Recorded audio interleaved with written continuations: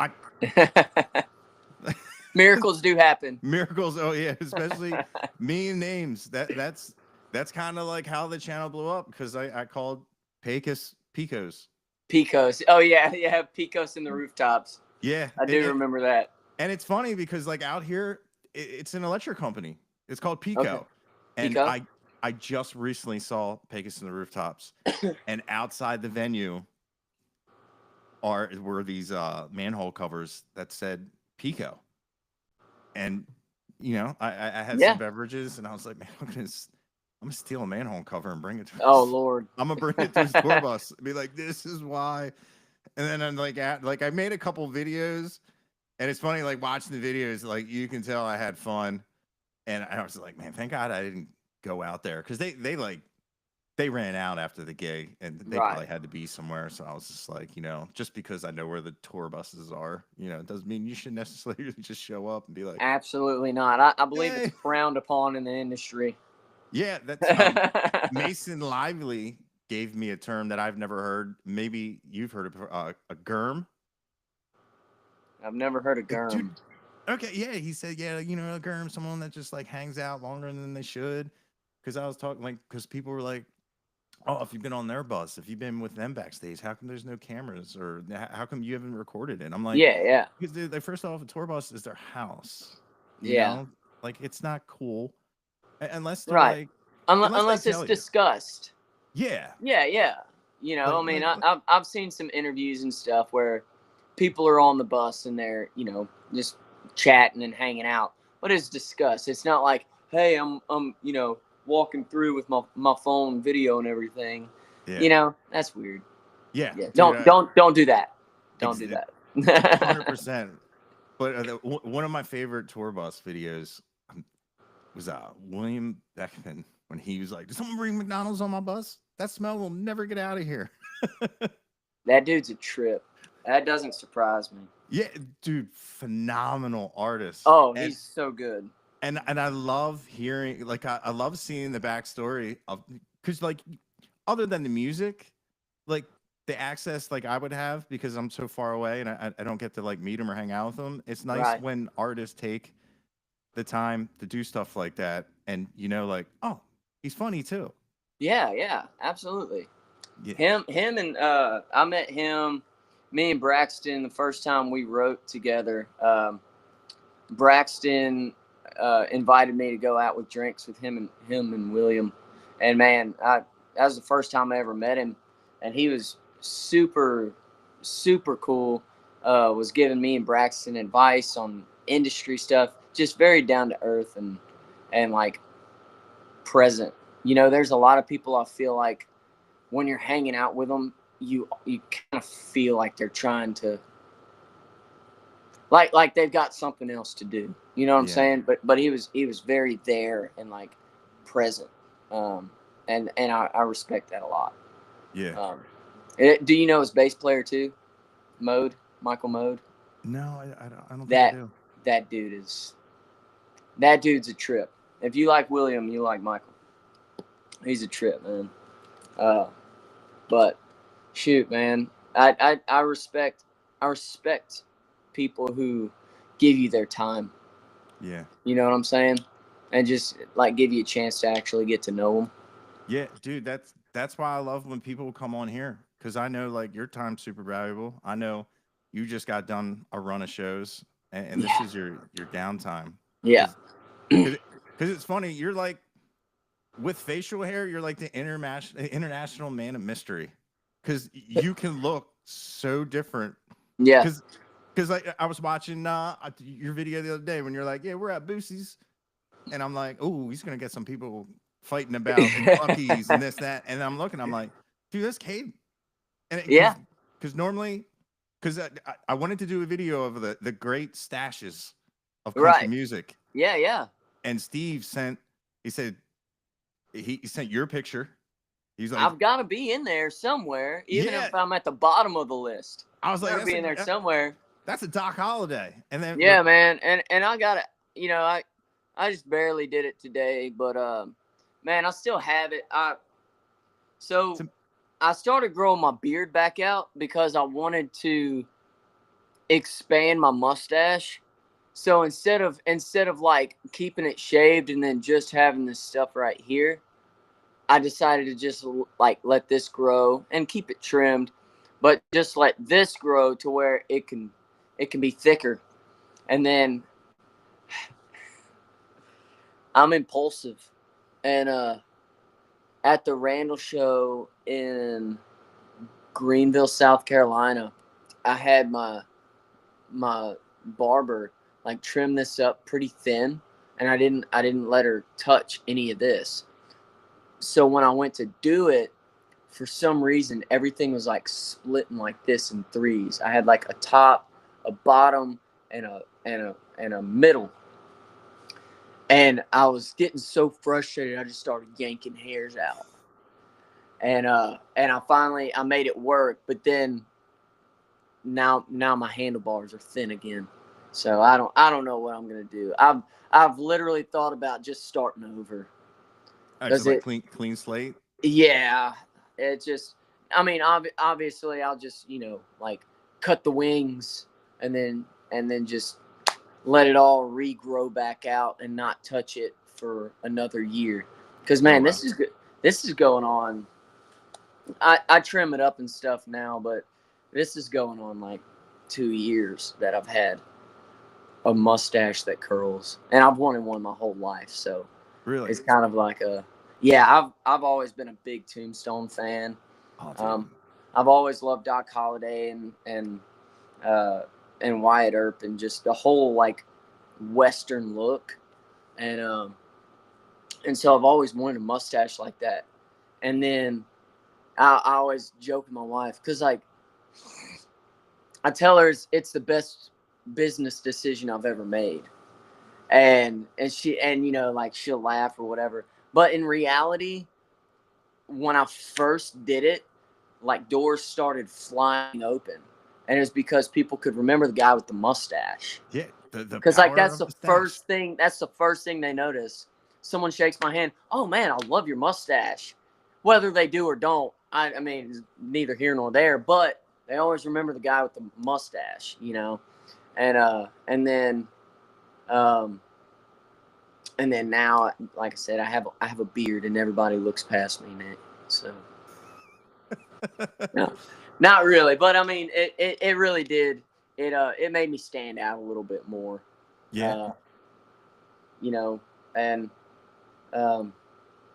And then Braxton started doing his, and he's bigger than I am, so now it just looks like I copied him. Yeah, I was gonna say, because like even if you were first in the game, it's yeah, you have to like copyright. That's right. You gotta copyright the stash, Yeah. and then like Aaron Watson just shows up, grows one just because he can, grooms it, yeah, goes viral, and then he Yeah. just says our time is over, and he's yeah. It's funny how like important mustaches are in today's world. Have you ever seen what's that movie? The Seth MacFarlane movie, 1,000 Ways to Die in the Wild West. No, I've Yeah, heard you've of never it, seen that? No. Oh, they anyway. They make a point about mustaches, like you're a peasant if you don't have a mustache. So, and then they even have a song about mustaches. That's funny. You gotta go look it up. I'm not gonna sing it. I'm not gonna sing it, but you gotta go look it up now. I'll have to check it out. Yeah, it's a funny movie though. Yeah, I like Seth MacFarlane. I can't. Yeah. I know I've had opportunities to see it, but I just haven't. But Do you watch a lot of movies? Oh, I love movies. Oh, okay. Yeah. I'm a huge put a movie on and just play guitar and practice. That's my practice time. I got you. I can't think while I'm like one track. If I'm watching a movie, I'm watching a movie. If I'm playing guitar, I'm playing guitar. Like I can't. I respect people who can multitask, man. Really? Well, you can sing and play guitar, right? Yeah, I guess. There's a lot of people that can't do that. I know. It's. I guess it's always come natural to me though. Like I've always. when I learned guitar, this hand wasn't the hard part. It was this hand. So I always had rhythm in this hand, but learning the chords and the fingering of different things, that was the hard part for me. Yeah. I've always naturally kind of had rhythm, so it's kind of hard for me to conceptualize the fact that people can't do both. But then I say that, but then playing lead stuff and singing, that's crazy. Like Zach Top, the way that he can play and sing at the same time, Yeah. it's just baffles me. Yeah. That's always been something that surprised me, especially because growing up, you listen to all this music, and then like MTV comes out and music videos, and when you think of like the older bands, you think there's like a Eddie Van Halen playing the Yeah, leads, like that's right. his job, shine them on. And some of the guys like Black Label Society, I had no idea. Like I didn't know Zach Wild sung on them. Oh, I And didn't know he sang. yeah, he's I the don't think I singer of realized that. he's the singer from Black Label Society, which Okay. I didn't know until you see them play live, and you're like, wait a minute, like why is his mic in front? And you're like, oh, he sings. Yeah, from when he was when Ozzy, I guess maybe if Ozzy didn't make it to sound check, he would sing, and that's how he got his start in singing. And Wow. there's a bunch of other guys, they're like heavy metal guys that, man, they're like shredding and they're singing Yeah, at the yeah. same time, and it's just, yeah, I don't like Stevie Ray Vaughan. Oh, And Stevie, dude, I love some Stevie Ray, and I love watching old videos of him. Like there's a video of him playing a solo and shaking a guy's hand, and like stuff like that's so cool to me. I've always loved that. And then I mean you've got like your legends like Prince. Prince is a super underrated guitar player. yeah, You got Vince Gill. Vince yeah, Gill's an amazing guitar player. Keith Urban's a great guitar player. Brad Paisley, that are also frontmen. And I mean, I guess I'm more informed on like the country guys that are able to do it. But I hmm mean, it's impressive. Anyone that can do it, it's yeah. impressive. Oh, dude, like when oh my god, his name just went wee. Mason, Brent Mason. Oh yeah, That was a name I can't believe I'd never heard before until someone was like, dude, you need to check out like Brent Mason, and like blew me away of oh and, yeah. and, and like Johnny Highland. I don't know if you know him, like I that don't whole, think I know Johnny Highland. oh, he's a, as he said, he's a blind boy. It's just, dude, just tears the guitar up to like it was an entire, like, now I got to do the chicken picking, now I got to have like the banjo fingers and Yeah, everything, and yeah. it's a whole nother way It of is a playing the whole guitar. nother universe. Yeah, and it's Yeah. and man, like it's funny, like when you see somebody, you hear something that's so good and you're mad at yourself, you haven't heard it because, man, you're so far behind. Yeah. And I am so far behind in just that whole world. And it's funny because like they all talk about like, yeah, we go down to the nail salon, we get our nails done and did, and I tried it once. Oh, it was the most painful experience I've ever. I was like, yeah, I'm just going back to those metal banjo picks because Yeah, dude. they're crazy good. And it's with your music. The one thing that comes across from your music is, and let me know if I'm wrong, it sounds like you love a great guitar solo because there's a plethora of great guitar solos in your Yeah. songs. Dude, I love it. There's not many things that amp me up more than like, especially live, man. We add more guitar solos live. And it's just, to me, it's singing without singing. One day, I'm telling you, Patrick, one day I will be able to play a guitar solo, and it's going to be felt across the world. But I've got to learn how to play guitar solos because I've told my band, like, I'm gonna do it one day. One day I'm gonna sit down and I'm gonna learn how to play lead guitar and actually be able to play something other than the A pentatonic. Like, I love it. And one of my favorite guitar solos, a guy named John Carroll. He's probably played on a lot of music that you've recently heard, because he's like super prominent in the Texas Red Dirt scene. But he played on like Rewind, Silhouette. He played on the whole Love and Heartbreak album. And I don't know if you've heard a song of mine called Crossroads. It's a little bit darker. It's not one of our more popular songs, but he played on that too. And man, just rips. Yeah. I mean, he serves the song so well. But man, on Odessa, he played it and it was like 2 or 3 takes, done. Silhouette, 1 take. That's the first solo that he played, and we were like, all right, wrap it up. That's it, dude. Don't touch a thing. It was just so good. Everybody felt the magic, you know.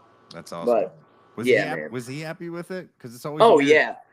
That's good. Yeah. Because it's funny that one of the first times somebody in the Texas scene asked me to like play guitar to one of their songs, I didn't even send them a DI. I sent him a scratch track and I said, hey, something along the lines of this. He goes, no, that's it.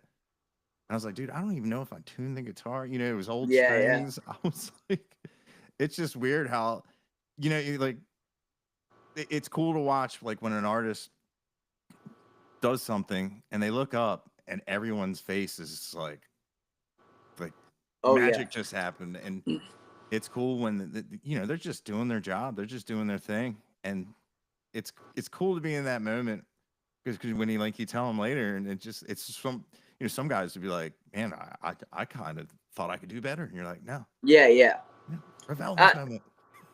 Yeah, we like the first record that we ever recorded. We were young, you know, and we felt like we were good musicians. And then when you go into the studio and you hear every little thing, oh yeah, you know, it's a very humbling experience. But you know, my guitar players struggled a lot with that. Oh, I can do it better. Oh, I can do it better. You know, especially whenever we built the songs before going in, and then they wrote it. You know, they kind of noodled before we recorded it, and then they wrote actual solos when we went in. So it was very like structured. So if it wasn't perfect, they knew. They were like, I missed that. Do it again. So I know exactly what you're talking about. And especially as a vocalist, you know, when you're singing, you're like, I can do that better. Run it back. I can do that better. Run it back. So it's finding that balance of like perfection and organic, you know, because that sometimes that's like that the mistakes are what make it real and authentic. You know what I'm saying? Yeah. I feel like today's music, we've gotten so comfortable, or not comfortable, but like used to hearing perfect, that when you go see someone live and they're not perfect, you're like, oh my gosh, they're awful. That was bad. Yeah. When in reality, it was really good, just wasn't exactly like the record. Yeah. You know what I'm saying? Like the standards are so high because everything is shifted and you know, ran through Melodyne and, you know, tweaked, that when you hear something that's authentic and real, then all of a sudden it's like, oh, that's not exactly what it's like demo-itis for the listener. Yeah. Dude, exactly. And it's nice to know that people are still human, you know? And absolutely. And some of the coolest mistakes are like legendary. And Yeah. there's like man, there's all kinds of like legends of some, and like I always, they say like man, I think it's the Beat It solo for, and they're like, there's like a knocking, and they're like, it was the producer knocking, or it was Eddie Van Halen, the Yeah. singer, his Yeah. guitar was on, and like it's just like Yeah. leave it in. Like the one, Gavin Adcock was listening to one song, and you hear, and I'm like, you just cough, it's just cool, like I love it. I love it's it. a Like great take. I there coughed. and sometimes people think I'm crazy because there's like times where I want to like leave something in, and they're like wanting the perfect set. Like there's some times where like when I'm doing vocals, I I want my ears to bleed from the metronome. You know what I'm saying? And you can hear that in the vocal mic. You'll hear the click, and I'm like, leave it in. Or there was on one of my first early songs, you could hear him pressing the pedals before the song. I'm like, leave it in, leave it in. I love it, Yeah. And then you got like Aerosmith, whenever he's doing what do you call that? When they broke the vibraphone. Yeah. He broke it. And they left it in, or they didn't have a shaker, so he used the sugar packet. Yeah, I thought that was cool as hell. Like stuff like I love that kind of stuff. Innovative, but it's also, the other things that make it like, okay, I'm there, rather than being just a listener. It's like you're part of the experience when you hear the pedals clicking. Yeah. And when you're at the merch booth doing meet and greets and someone comes up to you and talks to you about that, you're dealing with someone that listens to your music. Right. I think that's a cool thing too, because granted, it may be like 100 people that come up to you and be like, "Hey man, what is that?" And but it lets you know that because some people may not find that on the first listen. That's right. But like I do like Jason Eady, the way how he records. I really appreciate when people, because it's kind of like I feel like it's coming back where people, you know what I mean? Because like I lost. Man, I really fell out of love with like the heavier music for a while. Like I loved the sound of like the metalcore, but then it became, everything sounded the same. The same, yeah. And it was like, yeah, I like this. This is great if you want to go to the gym or you want to drive fast in your car and have an excuse. But when you really listen to it, there's no differentiation between between. Now, granted, I love. Yeah, I love when albums sound like they were recorded in the same place. I think that's cool if it's like a story type album. But man, like it sounded like, and I get it's cheaper. It just sounds like a lot of people just recording DIs, send it to the algorithm. The guy who knows how you're going to make the most money in the short amount of time, and just run it through, amp it like this. Everybody sounds like this. This is what everybody wants, and just and man, like I always say, I always feel like the old guy, but like you could turn on the radio, and if you heard a D chord like a Marshall, you're like, it's an AC/DC. You hear this, you hear that, and then like, and players had their own thing, and I feel like when you watch like the Instagram guitar players, it's that everybody sounds the same and does the same things, and I was there, like, I grew up in where everybody wanted to be, Eddie Van Halen Jr. Right. And then it got to the point where it was just like, it's not me. But who's going to be the next Eddie Van Halen? Oh man, I don't know. You know what I'm saying? It's like, yeah, I feel like people get so caught up in trends and what's hot right now. Oh, like when Zach Bryan came out, everybody loved Zach Bryan.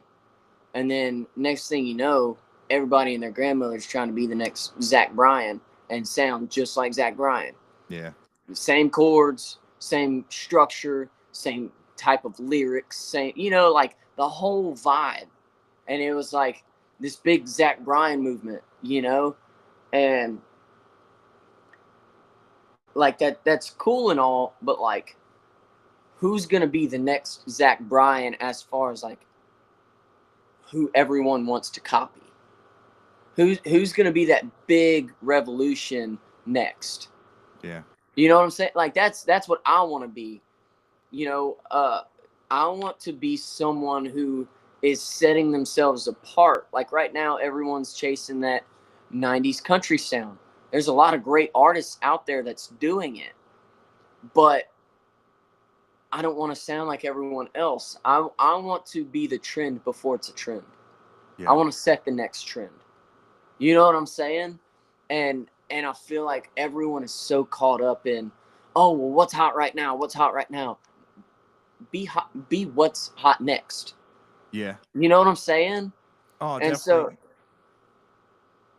And I was going to say, I really think you have a leg up in the game, because right now, like I know like a lot of like traditional country people, they love like the like thick as molasses voices, which I love too. Like like Shane Smith and Cody Jinks and all that. Right. And what I love right now is like where like your register of your voice is, and like Sam Canny from Treaty Oak and Avery Stinnett and like all those guys, where it's just like, man, it can go more. It like, cuts through. Oh yeah, and it's just great separation. Like listening, like a lot of times I'll miss lyrics when I'm like, oh man, that's a cool fiddle, that's a cool acoustic. But like where your voice sits, that first sitting of listening to more time, I knew what that song was about. You know what I mean? Dude, that song, I was just like, oh damn. Like, thank you. No one mentions that song ever. So that's impressive. Thank you. I was listening to that and I'm like, man, I love how it answered, like my questions. I'm like, man, it's a deep song. I wonder who it's about. And then you just listen longer. And you're like, oh man. Oh, dude, that's a really cool record. It's got like Delta Blues slides. It's got rock. And then, dude, that song comes out of it. They're like, oh, you thought you were gonna be jamming out, rocking out like a no. Yeah. Here's the song. You're gonna cry, dude. Thank you, man. No one brings up like the Red Dirt Rock and Roll record. I love it. Like you can tell it's an origin story. Yeah. We were, like I said, we were young, and that was all my band. So like young, I don't want to say immature players, but I mean like us now versus then is like, night and day. Yeah. I think that was in 2016 or something like that. Maybe 2017, 18. I don't know. Yeah. I really don't remember. But with that being said, I would really like to re-record Red Dirt Rock and Roll. Yeah. I would really like to re-record it because they're listening back. I want to add a fiddle, and have like that Gibson fiddle combo, and rock out with that. We've played it live with a fiddle, and it's pretty sick. But I'd really like to thicken it up, and one of my favorite songs that people just didn't really respond to was Good Thing. I thought Good Thing was like very Skynyrd-esque, but it just didn't do what I thought it would do. Yeah, it's weird. It's so strange. You write songs and you're like, oh, this is it. This is gonna get them moving. Yeah. And then it doesn't. Or like, and what's crazy is some songs, they do it live, but then people don't stream the crap out of it in their own time. Like people love Just Outside of Dallas live. And, every time I play it, people are like, oh my gosh, I love that song. Where can I find it? And then it, doesn't get great numbers. on streaming platforms. It's just weird. Yeah, dude. Yeah. Are you a numbers guy? I mean, I'll look at them. Yeah. I don't base everything off of numbers, but I mean, like, they've got to carry some weight. Yeah. You know what I'm saying? Like, whether people are responding or resonating with it or not. Yeah. Because I mean, you can only go so far with numbers because sometimes people just haven't heard it. You know what I'm saying? Like, it's just a matter of, well, have they heard it? That it doesn't mean they don't like it. There's so much stuff out there for people to discover. It's really hard for them to land on you unless you are trending or popular already. You know what I'm saying? It's and it's also another strange thing whenever, like, Rewind. I released Rewind, right? Rewind did really well, was super popular, and then I released Silhouette behind that. Man, I thought Silhouette would be a great momentum, to just keep that momentum rolling.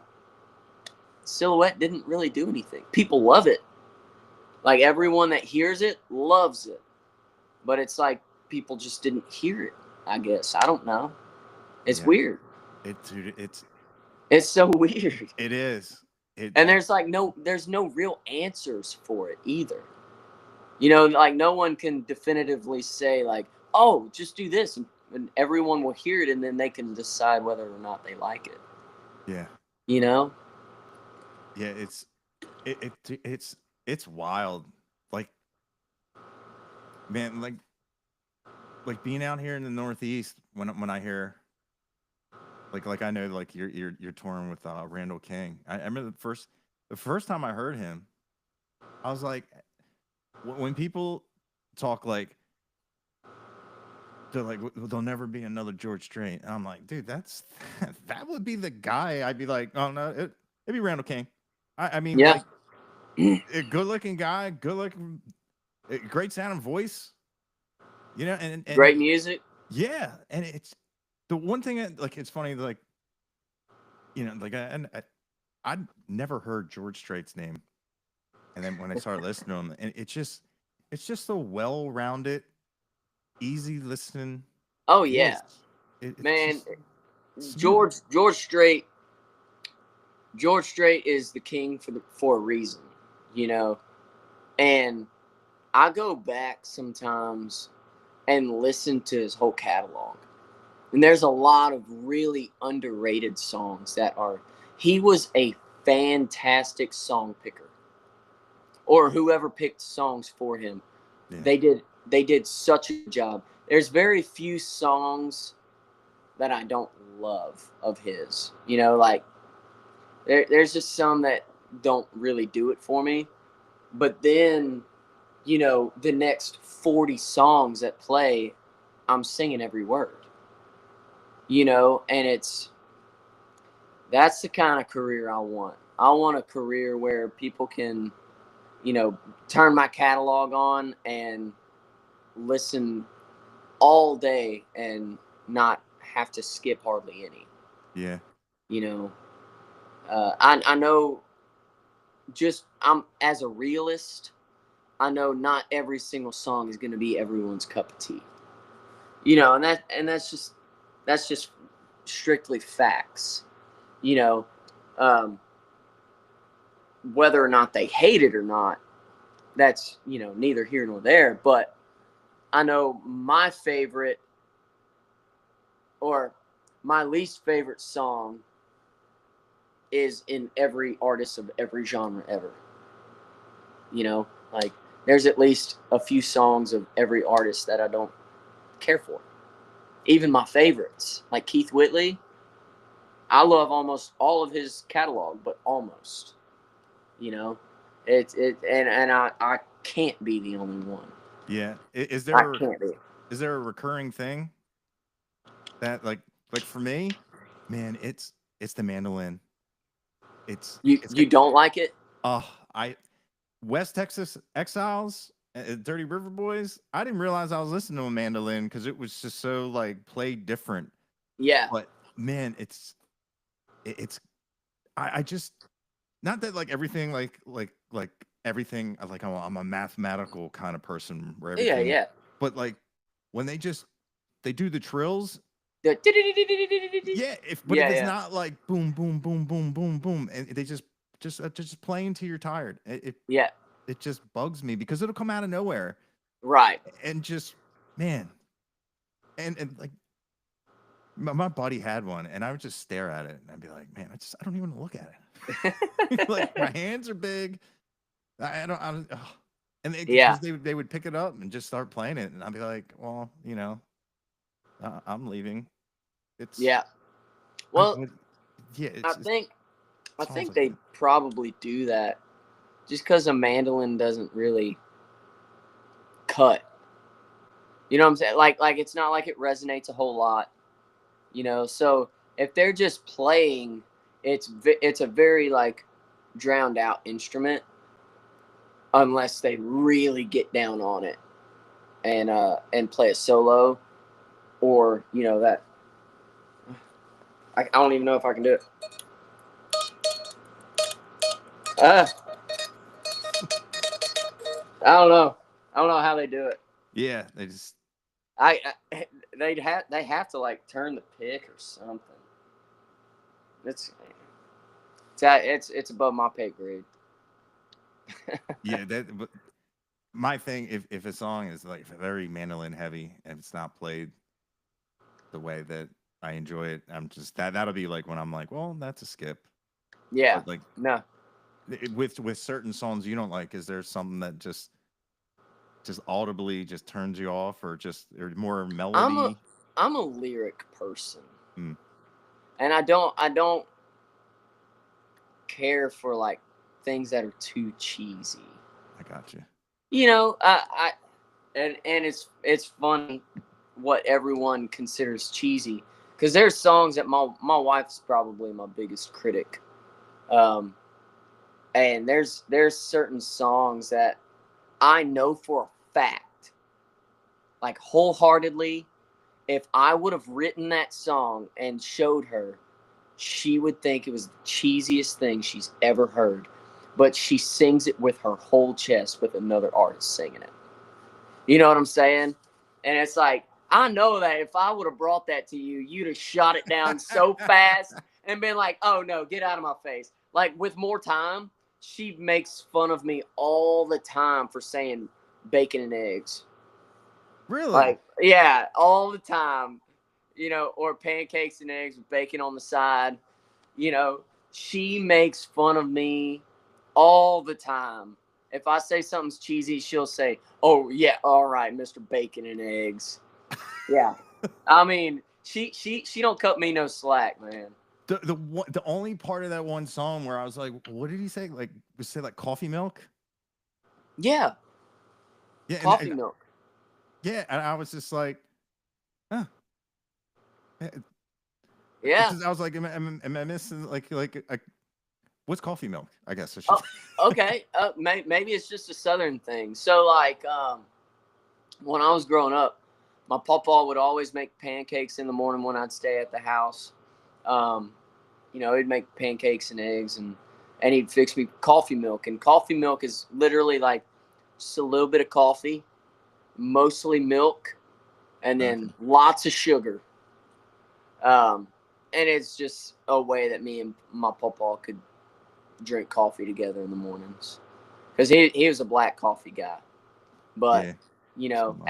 as a kid, black coffee's not super Yeah, it's palatable. I'm a yeah. black coffee guy now, but my kids always ask me for coffee milk. Nice. Yeah, so it's cool to kind of pass it down. Like I brought he's 6 now, but he was 5 last year. Deer hunting, and you wake up 4 o'clock in the morning before daylight, and I've always got to have coffee in the morning, or I'm not really functional. And it's something special for him. Daddy, can I have coffee milk? And I'll fix him some. And we'll sit there and just kind of soak in the day and some time together, and then go hunt. So That's nice. but yeah. It's a handed down tradition now. Yeah. Yeah, That's awesome. I didn't know that I was the only one that drank coffee milk, or maybe it's just a Southern thing. I don't know. It's crazy. It's crazy how like different regions of the U.S. have different. I mean, I guess it's different cultures, but like different traditions. Like I'm originally from Louisiana, right? So like biscuits and gravy is a big staple in the South. Yeah. But then when we moved up to Tennessee, they have chocolate gravy. You ever heard of that? No. Yeah, it's chocolate gravy that they put over biscuits. They do regular like white gravy too, but I had never heard of chocolate gravy. Yeah. I don't like And chocolate. then it sounds weird, but it's good. You know, it's like a chocolate sauce basically that they make, and then you put it over a biscuit, a buttery, salty biscuit. You know, so I mean it's good, but I'd never heard of it. And then I was working at a place whenever we first moved up here, and they brought some in, and that's when I tried it. I was like, what the heck is chocolate gravy? Still to this day, my wife goes, ew, chocolate gravy? Like it's not like gravy. It's not mashed potatoes and gravy, you know? Yeah. It's a chocolate sauce, I guess. That's what I would call it. Yeah. Chocolate sauce. That's like out here we have scrapple. Or what? It's scrapple. What is that? Ground up animal chunks with cornmeal. And it's we call it like everything but the oink. It's all the scraps. Okay. And they ground it up and put it in cornmeal, and we fry it. Okay. And is it good? Yeah, I love it. You love it? Yeah, and it's funny. It is like when you do travel, and like with like we have like it's getting a little bit bigger, like Old Bay. Yeah. It's like crab fry. I remember the first time I went to Nashville, you know, they're like, anything you want for your fries? I'm like, yeah, Old Bay. And they're like, what's Old Bay? I'm like, ooh. Yeah.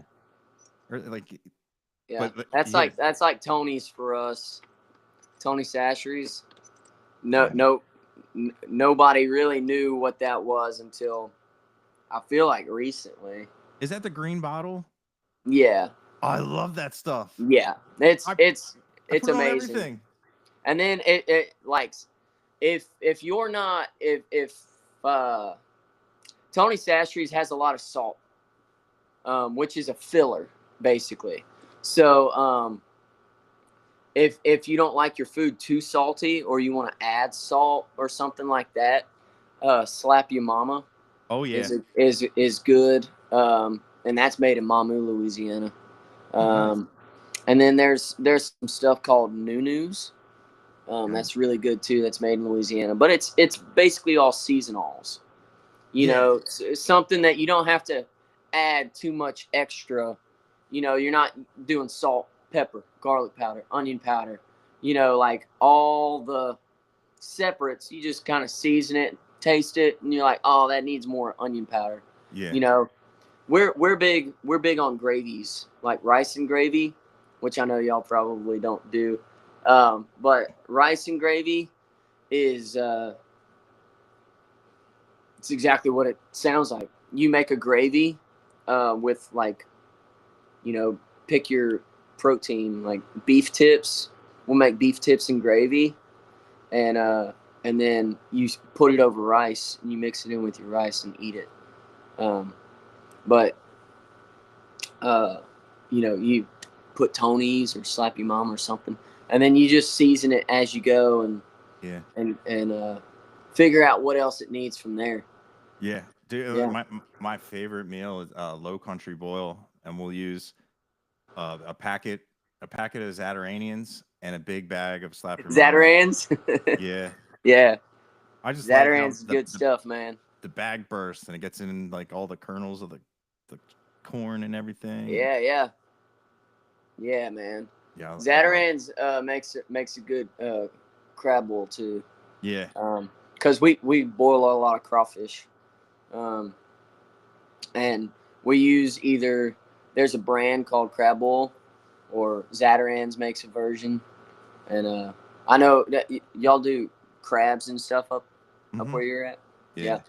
What do y'all use? Old Bay's or? It on the crab would be Old Bay traditionally. Yeah. Stuff. But yeah, Awesome. We do we man we just had Where are you from? I always tell people I'm from Philly. So I was like born in PA, but like right now I'm in Delaware, which Okay. It's like the tri-state area. Like 15 minutes over there, I can be in 3 states at once. I got you. Yeah. I was just talking to my father-in-law because he's also my manager. But like on the way back home, you know, I played in Cheyenne the last 3 days, and I was talking about, like, I've been most everywhere in the U.S. And then I started like counting everywhere I've been, and I have been over half. You know, I've been over half of the states, and I'll be in more by the end of the year. But then I started naming the ones I haven't been in. I'm like, holy crap, that's a lot more than I thought. You know, I mean, I haven't been to Delaware, I haven't been to Pennsylvania, I haven't been to New York, Maine, Washington, Oregon, like stuff on the East Coast or the West Coast as well. Yeah. Like, and I'm like, I don't really know like what's up your way. I really don't. I mean, like, you hear about the big cities, but like, I know there's small towns all around there. Yeah. That's like kind of like where I grew up. I just remember we rented a car and we went to Nashville, and the Enterprise van had New York City plates, well, New York plates. And the band I was playing with, that they were looking for a house, and we were kind of like in the outskirts, like Mount Juliet outside Nashville, and they saw our plates, and they had like a town meeting right there on the street. I'm like, what's going on? And you hear the word Yankee and all this, and I was like, oh no, it's the plates. They see New York and they think we're New Yorkers. New York City, yeah. Yeah, and they came up and they were like, where are y'all from? And I just remember, oh, we're from, the band's based out of here at Quarryville. And they're like, we're Pennsylvania and blah, blah. And I was like, yeah. And the one guy, like, they calmed down when they're like, yeah, they call it Pennsyltucky.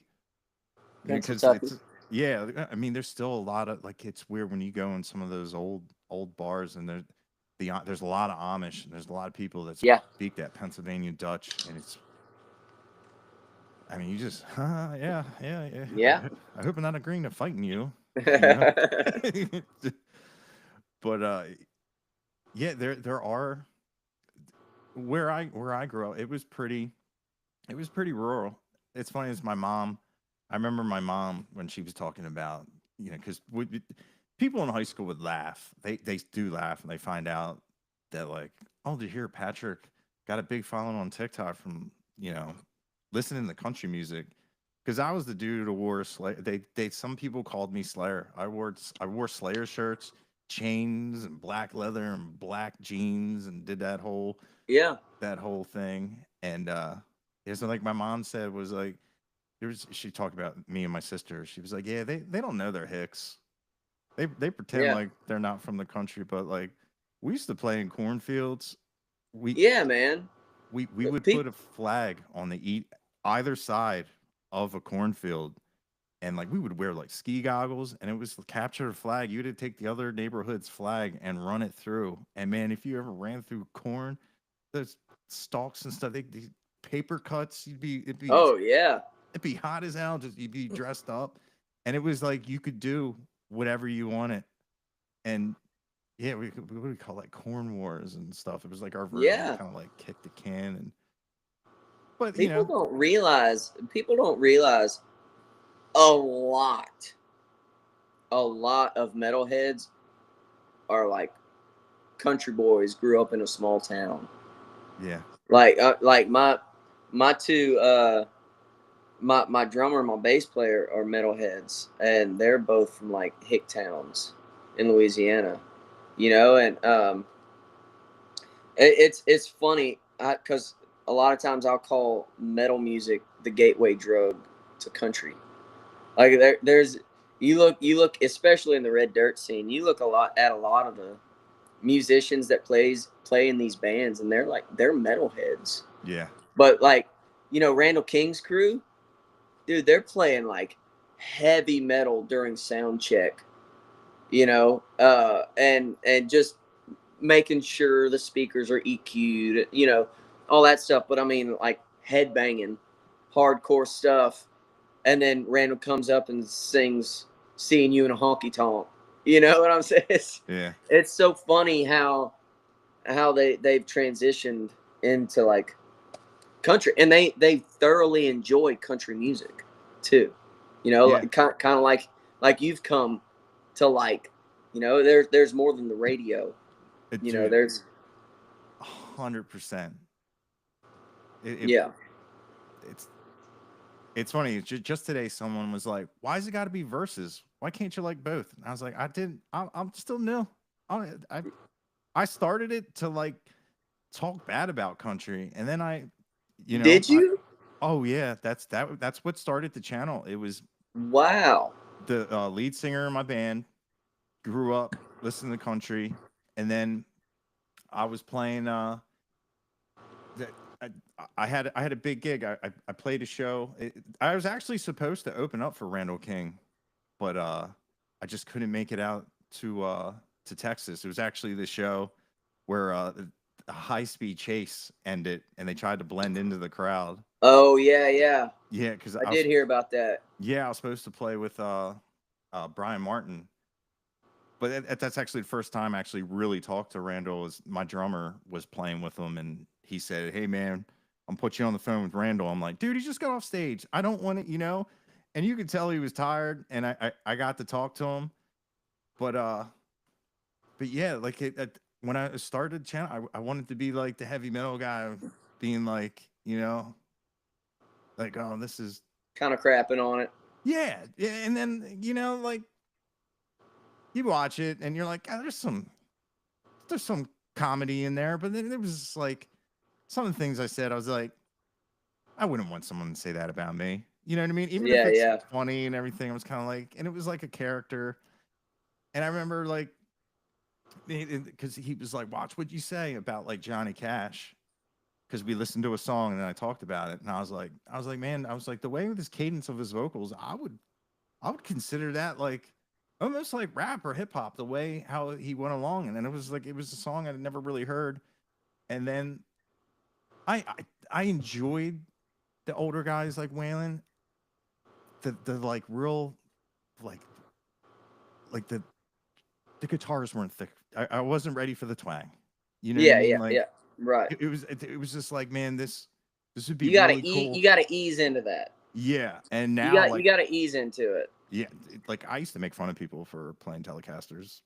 Boy, how wrong. I've been wrong on so much stuff. Love Telecasters are just, man, they are the tool in the bag. Oh, it's Swiss Army, yeah. Yeah, I love tellies. They're spanky. They can get mean, dirty. I mean, they can pretty much do it all. Oh yeah, and then like as a metal guy, I always looked on like the output of pickups, because that can really get based on like what sound you're going to be able to get with a high gain. Right. Some of these tellies, were like higher than some of my metal guitars, and they cut. You can rip on them, and they have a clarity and just a tone set that is just it's crazy, unremarkable. It cuts through a mix like a really like splashy cymbal. It does. I love it. I love how, because it can sit up there and it can chicken pick and honky tonk, and then you give John 5 a Telecaster, and it can play any ripping metal, and and man, and it's like a cutting board. I love heavy guitars. Yeah. Oh yeah. I love. I do too. when you put a guitar on and your posture goes off, that's when man, I got so mad when Gibson started like doing the weight relief. I'm like, I paid for that tone wood, man. You know, I paid Yeah, for yeah, that. That's how it should be. You know, you should be able to sling your own guitar, and that's something about having a heavy guitar. Like I have a Zach Wild Epiphone that I swear to God, it's got to be 11 to 12 pounds, and it just that's nuts. every time I hand it to somebody, I'm like, be careful because your arm's Yeah, gonna yeah, drop. And dude, the tellies, man, when you pick them up, you just know you're you're you're picking a piece of wood up, and yeah, I love that. yeah. And Absolutely. it's like PRSs, they're more on the light side, but they're a whole different animal. They're pretty Swiss Army too. Yeah, My one of my guitar players plays a PRS, and he can get pretty much both tones or any tone that he's looking out of it. You know, he's able to. Um, I think there's a P90 in it. I love those. I think. One day I'll own a guitar with that pickup right there is just one of the most gnarly. Yeah. It's so in the middle and so independent of just man. And some of these guys, like I remember the first time I saw Cody Jinks and I was watching his lead guitar player. Well, they were all really lead guitar players, but man, he had P90s. I was amazed at just because if you don't know like how to play one of them, they are Yeah. so loud and just so unforgiving. And the way, man, you just really you have to be like I'm like a set it and forget it kind of guy when it comes to guitar. Right. But you need to tame those puppies if they're like a full like on point. Man, that you Yeah. can play blues, you get all the screaming rock guitar solos. It's just Right. I love those things. And dude, like I said, like I on your songs, like there's a lot of like it blew my mind of like a lot of guys that have all these like very cool sounds and very eclectic minds and everything when they're like guitar solos just aren't for me. And it as a music like growing up with like I guess it's growing up with like the 80s and whatnot. I love like when that spotlight comes on and you like here it comes. Yeah. That's I like I said, if I can, I try to throw a solo in there. You know, I feel like it's such a peak of, and maybe it's a fault of my own. I don't know, but like I like a certain structure of a song, but I also feel like when you listen to my music, you know you're listening to my music. And I have produced pretty much everything, either produced or co-produced everything that we've done, and I love, you know, a good intro into a low verse, big chorus, low verse, bigger solo into like a broken down chorus into like a big finish, and it's like a big story and a big journey. So that that's why I like it, because I feel like it just brings it up and then you bring it back down. You kind of tickle them a little bit, tickle their ears a little bit. Try to maybe do something good with a vocal to where they can feel it, and then just send it out with a big chorus. Maybe even an outro solo if I'm feeling frisky. nice. And when your thinking goes in with that, is that like record driven and also live performance driven? Yeah, yeah. And like I said, sometimes we'll even extend it, and like on "Tell Me Why," we do an outro solo that we only do live. Nice, dude. I love stuff like that. And "Stone" by Whiskey Myers. Uh-huh. That outro solo that they do.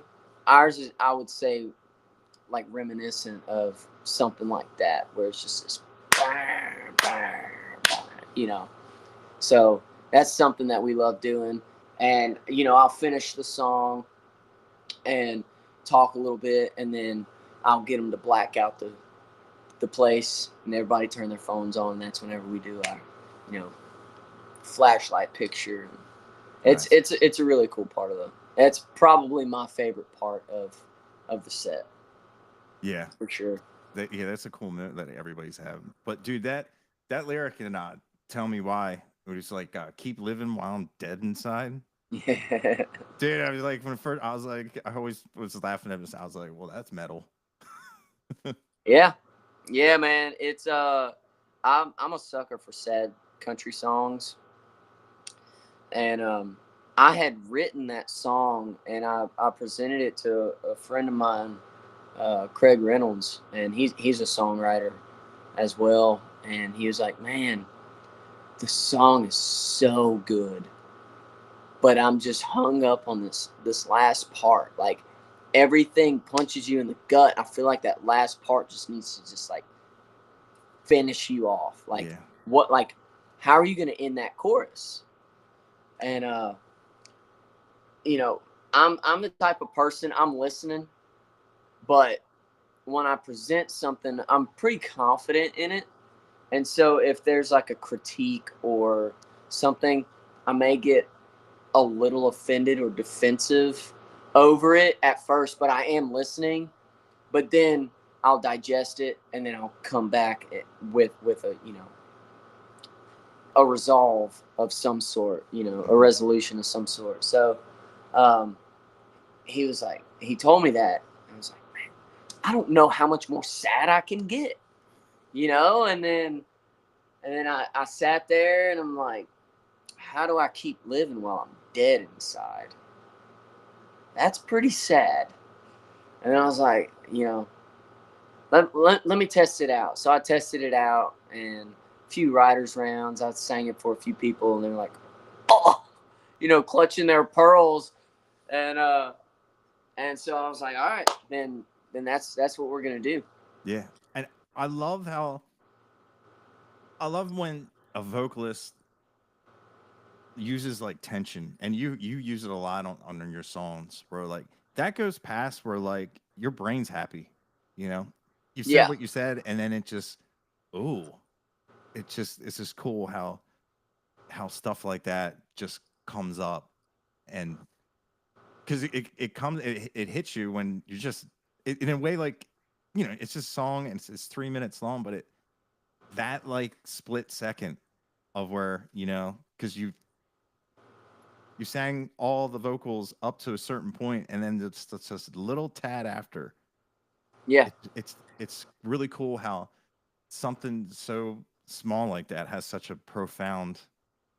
Because, like you said, like how this song is sad as hell, and you want me to like run the person over and then throw it in reverse, and it's just yeah, like, yeah, it's like how you do that, and it's one of those moments where like if you didn't hear any of the vocals, or if you're not like a lyrics first kind of person, you're gonna hear that, yeah.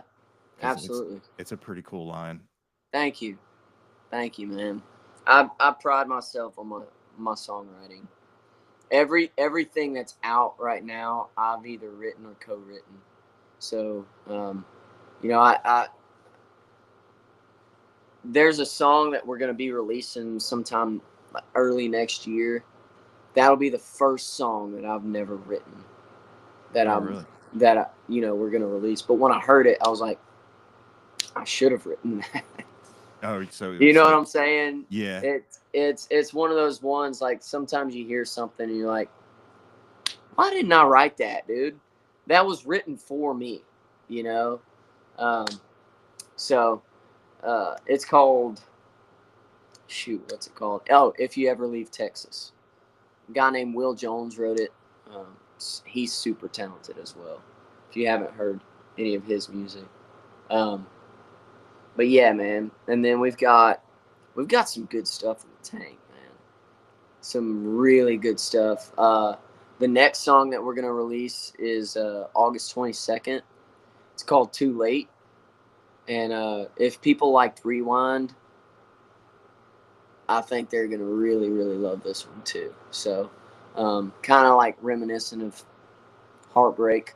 I love sad songs. Like I said, I'm a sucker for sad country songs.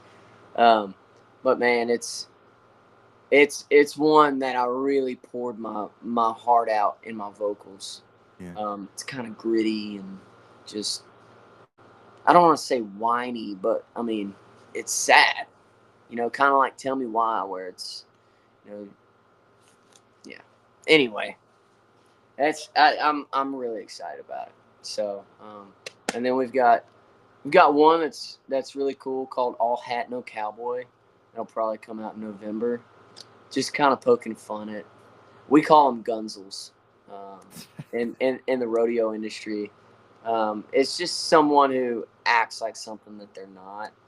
And I'm not even talking about, like, I love when people embrace the Western culture, Mm-hmm. you know, and wear cowboy hats and boots and all that stuff. I love it because it's a source of flattery, you know, but when you do that, don't say that you're something you're not. You know what I'm saying? Like, don't tell me that you went 90 in Amarillo when I know good and well you've never been on a bull. You know what I'm saying? Like, Yeah. don't start telling me you got hooked out of your pearl snap shirt when I know good and well you didn't. It's got a line in there where it says, he's got a fake limp from a make believe ride. It's just poking fun, man. He's all hat, no cowboy. He looks the part, but he ain't really. He ain't the real McCoy. Yeah. He's all hat, no cowboy. That's a great song title. Thank you. Because that's definitely something I would read and be like, yep, we're gonna start off with that one first. It's got a sick lick too in the beginning. Banner, banner, banner, banner. If I could play it, I would. Now with you saying with like wanting to play leads, if you could someone's talent, do you have like a guy you wish you could play like? As far as lead, Yeah, like of course you in your own style, but like it just a skill set that you could play the.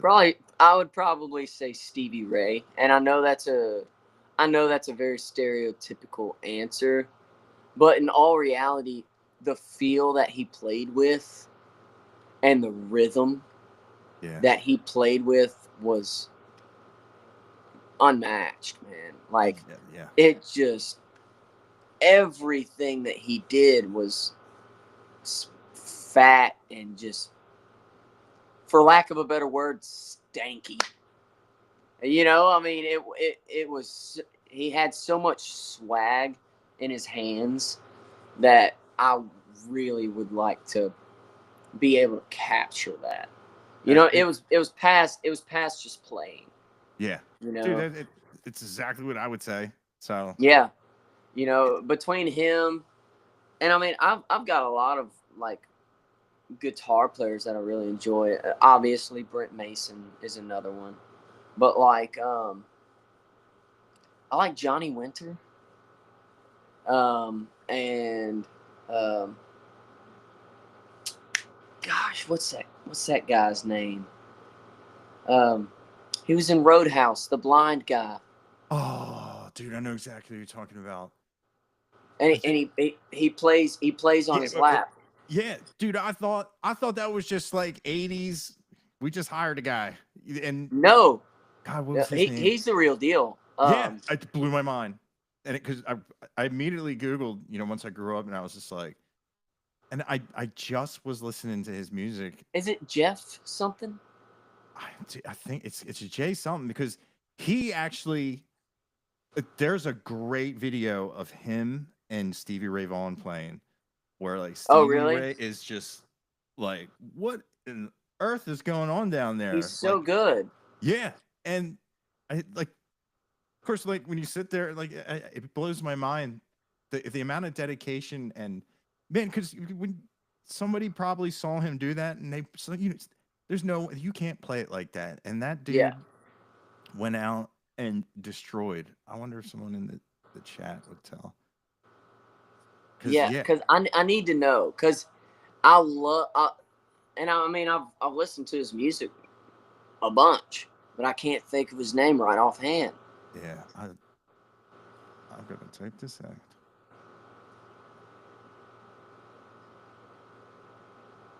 Jeff Healy. That's Jeff Healy. Yeah, I was close. Yeah. I was on it. Yeah, like I said, I just thought it was like, well, who's that? Like, well, that's Dalton. You know, and you come to find out this dude's 100% legitimate, absolutely badass, and blind. Yeah, but very, very talented, man. Yeah, I love blues, guitar work mostly, just because they play with so much feeling.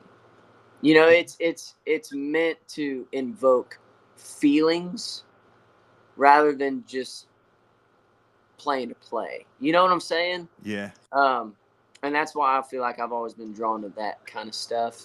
You know, you hear like the phrasing of B.B. King stuff. Yes. Yeah. It's almost quiet. You know, and he plays just the one note in the perfect spot. You know, it's I love it. But yeah, I'd say probably Stevie Ray, and if I had to pick one, is probably my favorite. Have you ever heard Philip Sace? He is the only person I've really seen that like scratches my Stevie Ray Vaughan. Is he a young kid? He might be a little older. I think you're thinking his name, that kid, RHYS, Reese. Okay. Or something. I've seen him. Yeah, I've seen him. He's good. He's got that too. But Philip Sace, man, first time I saw him, and he's, traditional Strat or Silver Sky with a Fender, whatever, just as loud as the thing can go. And man, he just wails.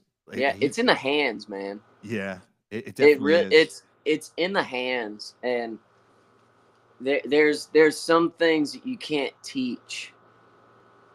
You know, it's you can't teach someone to feel something. Yeah. You know what I'm saying?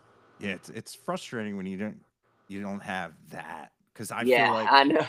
every once in a while, like when I'm on stage and there's like I'll feel like I have it, but sitting at home, I feel like I lost it. But the recent thing I've been doing that I found, like I've never done before, like obviously when you produce your records in the recording studio and you tell your buddy, hey, why don't you do this?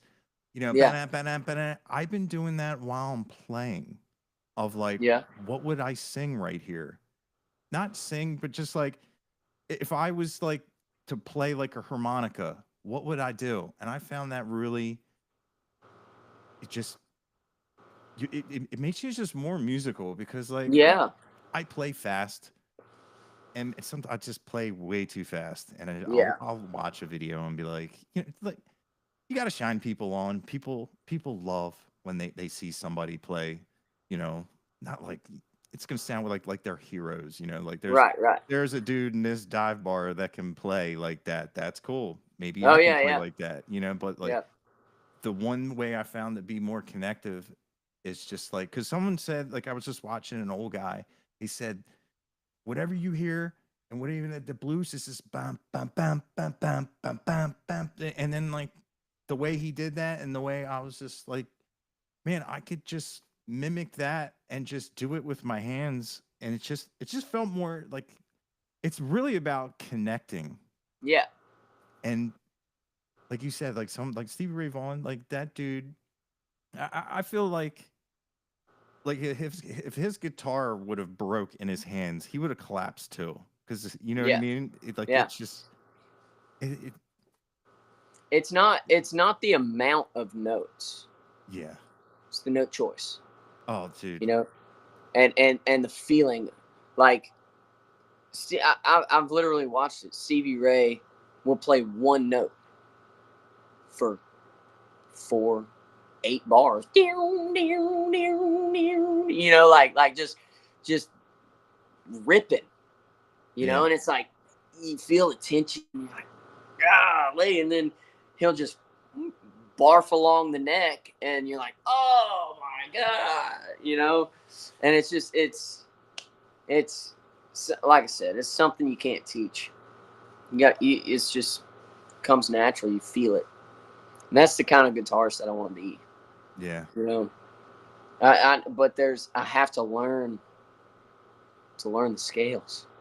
I just haven't taken the time to Yeah. do Well, it, the cool man. thing is, like, once you learn the 5 boxes, it's the same. Yeah, It's the same. And like even like major, whole, half, whole, it's no matter where because a lot of times with country music, that first chord, if you hear an E major, dude, that's yeah, there you go. Or E. And what's cool with majors, you can play minor and still still be be in there. major. Yeah, Yeah, it's definitely a thing that I learned way too late. That I really, man, that's like when people they're like, oh, you don't do lessons. I don't know how to play. I'm like, absolutely. I think that's a huge thing. It's like, I will sit down. I will teach you how to tune it. I will teach you and go, I forgot that. And it's just the stuff you forget yeah, that is so important of when you're teaching someone new and they're like, well, what's that? And you're like, oh my God, that's blah, blah, blah. Oh yeah. Like, like I can't tell you how many times, like for some reason I'll be out of tune and just be like, oh, I tuned the B string to the fifth fret again, like an idiot, because it's yeah, just they're like, you're just trying to be fast and whatnot, but yeah, like sitting down and it's so much fun. Like once your hands connect with your brain, and it's just how far you want to take it. That's what I yeah, love. It's once, like you said, like you have the rhythm, but you're like, and you can do one. I remember one of the hardest things was like you could do a chord, but go on to that other chord, man. yeah, And nobody wants to practice that. It's not fun when yeah. you're not doing No, music. it's not. It's But not, man. but if And you have, I'm so busy, that it's just like when I'm not busy, it's not what I'm spending my time on. yeah, You know, um, it's I have frustrating. kids. Yeah, it Yeah, is frustrating, but I've got kids and I have a wife, and I try to prioritize them over a job. You know, yeah, I love music and I love what I do, but at the end of the day, you know, my family is more important. You know, um, absolutely. and so, but I mean, just in the month of August, like I've been gone from home the past month. I just got back yesterday. Um, just in the month of August, we're going to. So August 1st, we'll be in Michigan. The next weekend, we'll be in Illinois. Then the next week, we'll be in France, playing a Wow. music festival over there. And then the next week, we'll be in Ardmore with Braxton. Then the next week, we'll be in Iowa, playing the pro rodeo in Iowa. And then the next week, we'll be in Idaho. So, I mean, like, busy, just constant go, go, go. So when I am home, I want to spend time with my family. Yeah, You know, yeah, um, 100%. and I mean, I do I work during the day and stuff like on my music, and I mean, you have to. It's got to be something that keeps it rolling like that. But a lot of times I'm doing other things to booking and recording demos and writing and just everything else that comes with it. like I said, I haven't necessarily found the time to sit down and really learn the guitar. Yeah. I need to, but I will. I'm telling you. Maybe you'll be at the first show that I play my first solo. Yeah, But dude. I'll do it. I always say when I walk into a country show and the lead singer has an electric guitar, I get excited. Yeah. Because a lot of times you never know. You know what I mean? Yeah, dude. Some of those guys, you'd be like, oh, they're just riding on that D. Yeah. Yeah. Next thing you know, they'll do like 15-second runs and just go right back, and you're like, yeah. What? You know, and that's gonna be me. That's gonna be me. I'm telling you. Yeah, dude. If you live in a little box on the guitar, and as long as you have the hand strength and the coordination, man, you can really, if you're feeling it, you can rip.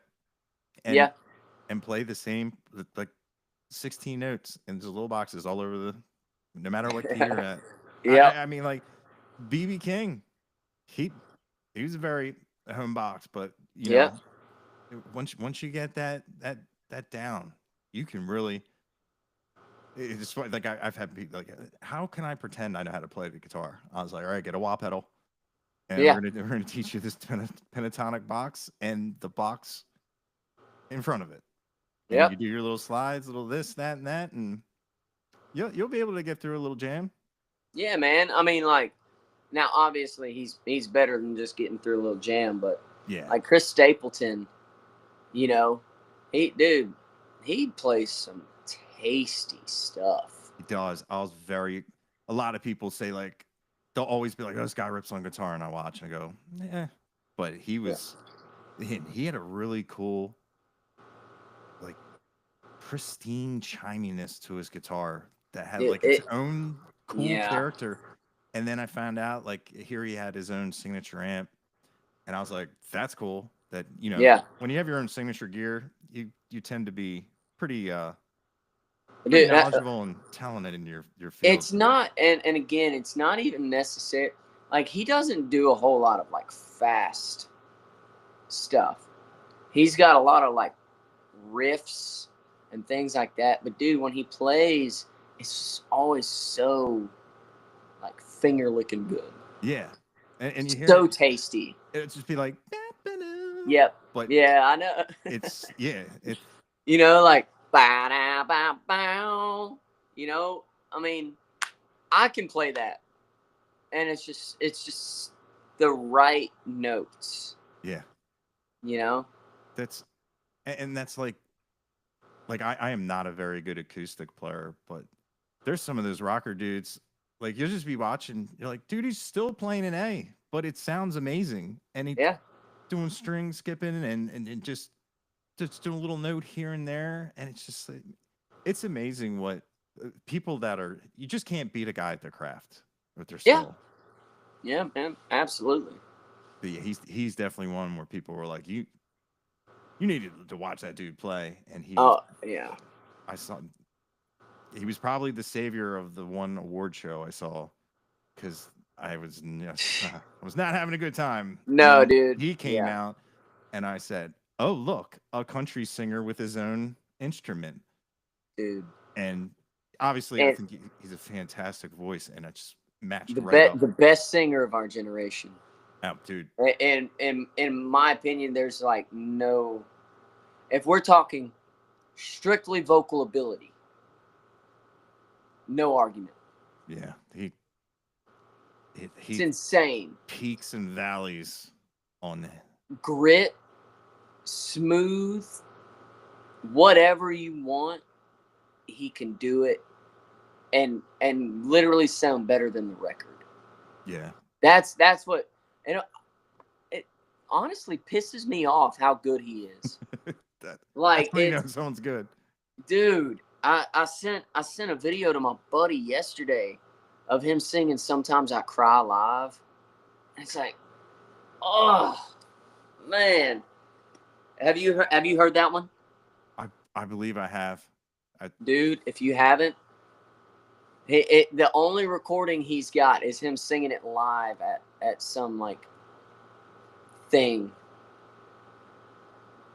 It's still to this day, it's my favorite Chris Stapleton song because it's bluesy. It's got like a weird time signature, and it's just, oof. Oh my gosh. If you haven't heard that one, definitely go check it out. Yeah, I'm like, if it was just live, I may not have heard it. When I used to go live and do like play guitar, I used to play a couple of his songs, and then of course another song will play, and then I'm just like, oh, I'm just gonna leave this on. But yeah, he's killer. Yeah, His absolutely. wife's a really great singer too. Yeah. She was on the man. This was probably a couple years ago. Like I said, they saved the show for me. Yeah.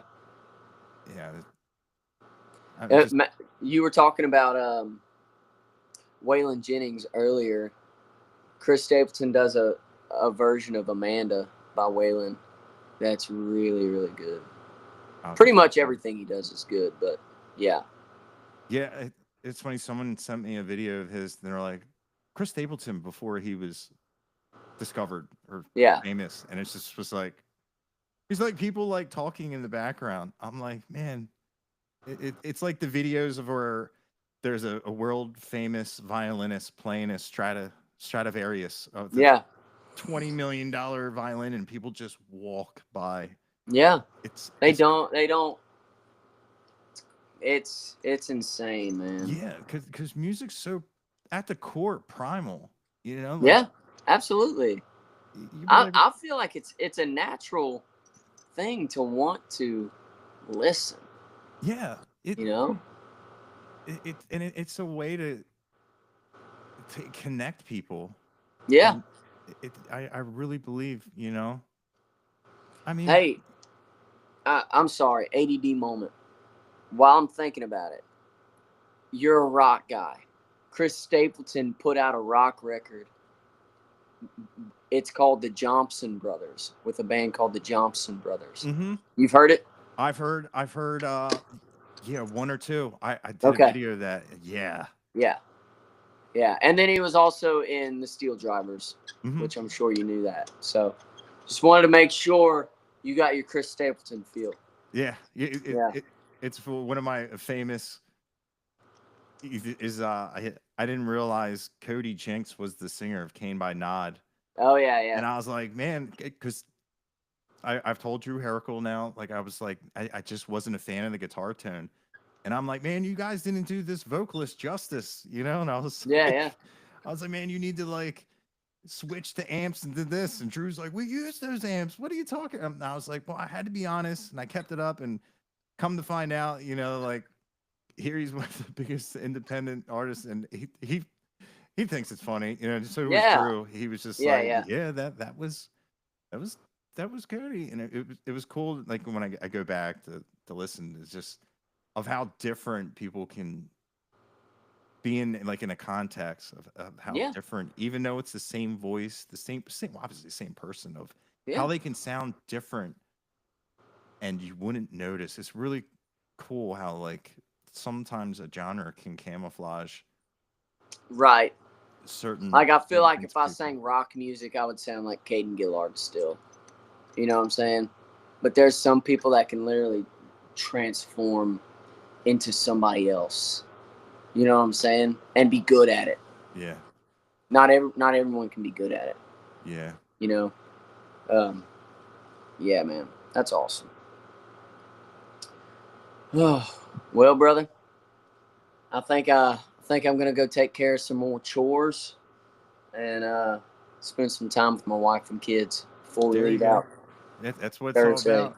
And you can tell your wife that, hey man, we talked about more time.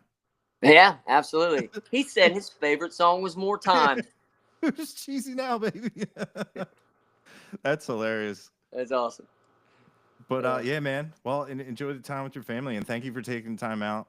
Absolutely. Thank you. Thank you so much for having me, man. I really appreciate it.